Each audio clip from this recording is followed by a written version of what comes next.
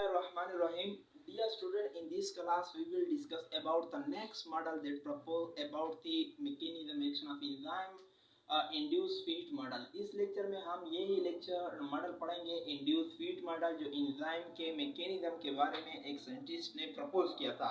इससे पहले तो हमने की एंड लॉक मॉडल को एक्सप्लेन किया कि की एंड लॉक मॉडल किसे कहती है, उसमें कोई ड्रॉबैक थी और एक ड्रॉबैक इसमें ये थी की एंड लॉक मॉडल में कि उसने कहा था कि जो एक्टिव साइट है वो फिक्स्ड है, वो रिजिड है, वो हार्ड है, उसमें चेंजिंग पॉसिबल नहीं है, वो बिल्कुल फिक्स है। स्पेसिफिक अटैचमेंट साइट के साथ सबसेट के साथ अटैच होगा।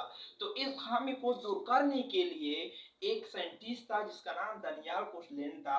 इसने इस मॉडल को प्रपोज किया और इसको नाम दिया इंड्यूस फीड मॉडल। इसको क्यों ये नाम दिया गया इंड्यूस फीड मॉडल? इसलिए ये मॉडल को इंड्यूस फीड मॉडल का नाम दिया कि इंड्यूस का मतलब है पैदा करना, फीड का मतलब है सेट करना या फीड करना। मॉडल ये एक ऐसा मॉडल है जो हमें बताते हैं कि एंजाइम सबस्ट्रेट में फीड करने के लिए, सेट करने के लिए, फॉर एग्जांपल ये हमारे पास, ये तो नीचे जो एक्सप्लेनेशन है उसमें भी क्लियर हो जाएगा। ये हमारे पास फॉर एग्जांपल सबस्ट्रेट है, ये फॉर एग्जांपल ये हमारे पास एक एंजाइम है।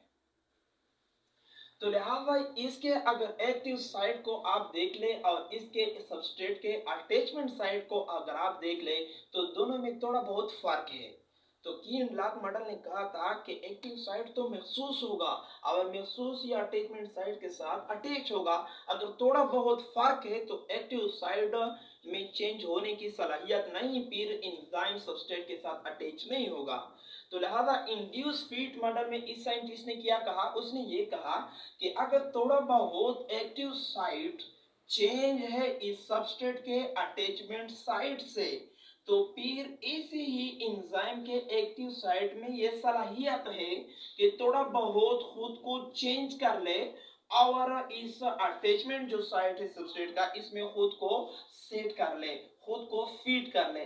मतलब इस अटैचमेंट साइड में खुद को फिट करने के लिए इसी एक्टिव साइट, एंजाइम के एक्टिव साइट में ये एबिलिटी, ये सलाहियत है कि वो चेंज हो सकते हैं। फॉर एग्जांपल एक और एक्सप्लेनेशन से पहले यहाँ पे ये for example induce feed model, ये फॉर एग्जांपल हमारे पास एक सबस्ट्रेट है, ये हमारे पास एक एंजाइम है। तो की लॉक मॉडल ने कहा कि इस तरह महसूस ही सबस्ट्रेट, महसूस ही जो एक्टिव साइट है एंजाइम का उसके साथ अटैच होगा और ये दोनों एक दूसरे के महसूस होंगे।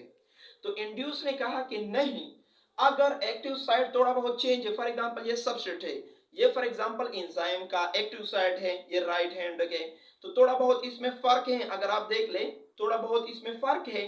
तो लिहाजा इंड्यूस फीड मॉडल ने कहा कि अगर थोड़ा बहुत एक्टिव साइट में फर्क है फिर भी अटैचमेंट के लिए एक्टिव साइट सबस्ट्रेट के साथ अटैचने के लिए खुद को पहले इस तरह था, अभी अटैचमेंट के लिए खुद को उसने थोड़ा बहुत चेंज किया और इसमें खुद को फिट कर दिया। तो लिहाजा इंड्यूस फीड मॉडल में उसने सिर्फ एक ही पॉइंट कही कि ये जो एंजाइम का एक्टिव साइट है, ये एक्टिव साइट में ऐसी सलाहियत मौजूद है अगर थोड़ा बहुत सबस्ट्रेट से वो डिफरेंस हो फिर जब इसके साथ अटैच होंगे तो खुद को थोड़ा बहुत चेंज कर लेगा, इसलिए कि एंजाइम में अच्छी तरह ये फिट हो जाए।